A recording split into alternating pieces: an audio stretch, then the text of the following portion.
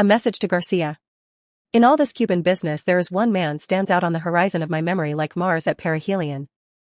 When war broke out between Spain and the United States, it was very necessary to communicate quickly with the leader of the insurgents.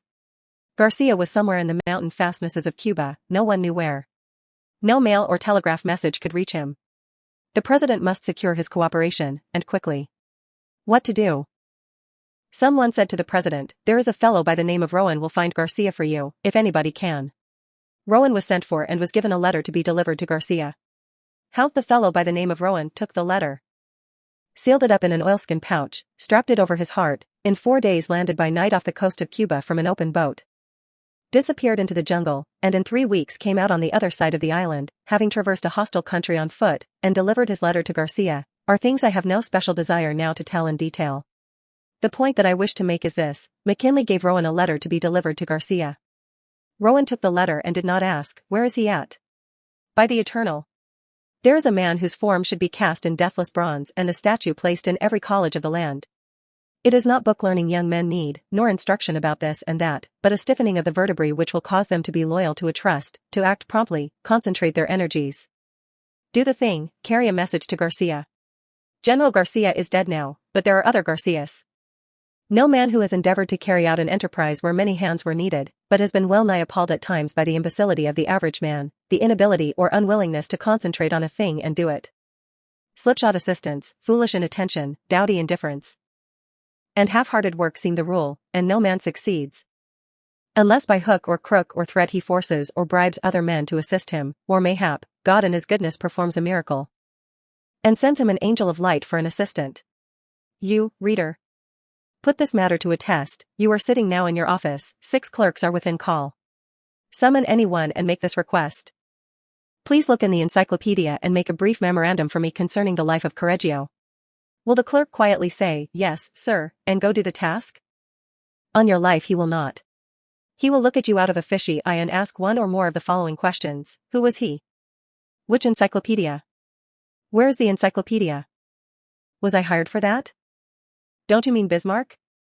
What's the matter with Charlie doing it? Is he dead? Is there any hurry? Shall I bring you the book and let you look it up yourself? What do you want to know for? And I will lay you 10 to 1 that after you have answered the questions, and explained how to find the information, and why you want it, the clerk will go off and get one of the other clerks to help him try to find Garcia, and then come back and tell you there is no such man. Of course I may lose my bet, but according to the law of average I will not. Now, if you are wise, you will not bother to explain to your assistant that Correggio is indexed under the C's, not in the K's, but you will smile very sweetly and say, "Never mind," and go look it up yourself. And this incapacity for independent action, this moral stupidity, this infirmity of the will, this unwillingness to cheerfully catch hold and lift, these are the things that put pure socialism so far into the future. If men will not act for themselves, what will they do when the benefit of their effort is for all? A first mate with knotted club seems necessary, and the dread of getting the bounce Saturday night holds many a worker to his place. Advertise for a stenographer, and 9 out of 10 who apply can neither spell nor punctuate, and do not think it necessary to. Can such a one write a letter to Garcia? You see that bookkeeper, said a foreman to me in a large factory. Yes, what about him? Well, he's a fine accountant, but if I'd send him uptown on an errand, he might accomplish the errand all right, and on the other hand, might stop at 4 saloons on the way, and when he got to Main Street would forget what he had been sent for. Can such a man be entrusted to carry a message to Garcia?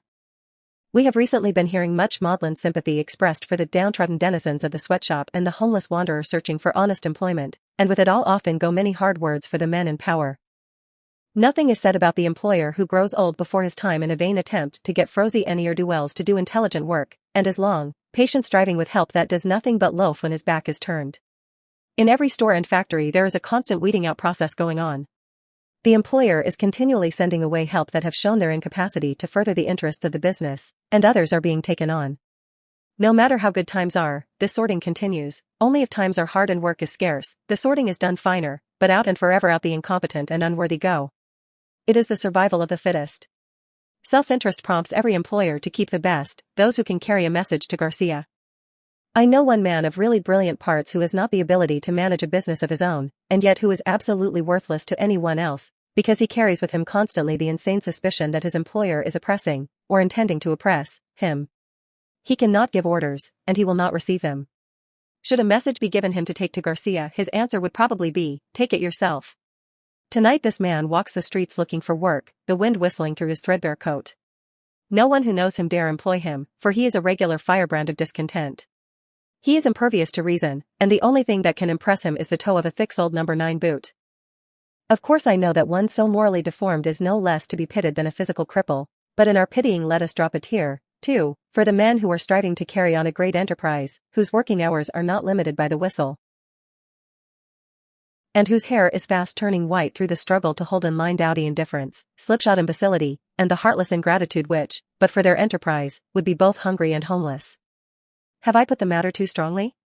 Possibly I have, but when all the world has gone slumming I wish to speak a word of sympathy for the man who succeeds, the man who, against great odds, has directed the efforts of others, and having succeeded, finds there's nothing in it, nothing but bare board and clothes. I have carried a dinner pail and worked for days' wages, and I have also been an employer of labor, and I know there is something to be said on both sides. There is no excellence, per se, in poverty, rags are no recommendation, and all employers are not rapacious and high-handed, any more than all poor men are virtuous. My heart goes out to the man who does his work when the boss is away, as well as when he is at home. And the man who, when given a letter for Garcia, quietly takes the missive, without asking any idiotic questions, and with no lurking intention of chucking it into the nearest sewer, or of doing aught else but deliver it, never gets laid off, nor has to go on a strike for higher wages. Civilization is one long, anxious search for just such individuals. Anything such a man asks shall be granted. His kind is so rare that no employer can afford to let him go. He is wanted in every city, town, and village, in every office, shop, store and factory. The world cries out for such. He is needed, and needed badly, the man who can carry a message to Garcia.